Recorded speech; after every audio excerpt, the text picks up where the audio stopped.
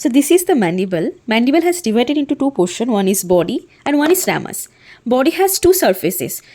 This is the outer surface or external surface, and this is the inner surface or internal surface, and has two borders. One is upper border or alveolar border and one is lower border or base.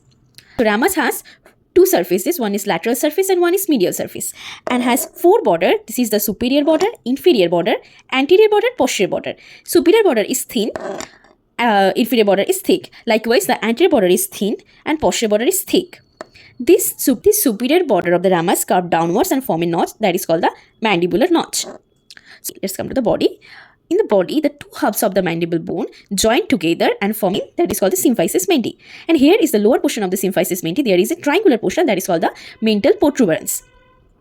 Here is the mental foramen. The anterior border of the ramus, anterior portion of the ramus goes downward and forward to form a line that is called the oblique line. Here is the mental foramen. Here is the two fossa, the incisive fossa.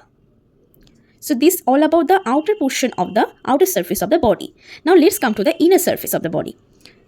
In the inner surface of the body, here is a line that is called the mylohyoid line. This mylohyoid line, above the mylohyoid line, here is called the sublingual fossa, where the sublingual gland lies. And below the mylohyoid line, here is the submandibular fossa, here the submandibular gland lies.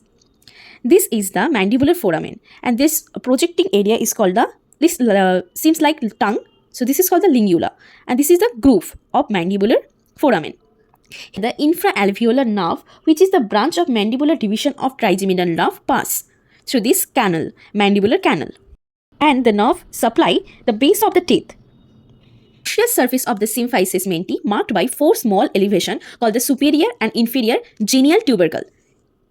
Inferior genial tubercle. Here is a fossa called the digastric fossa.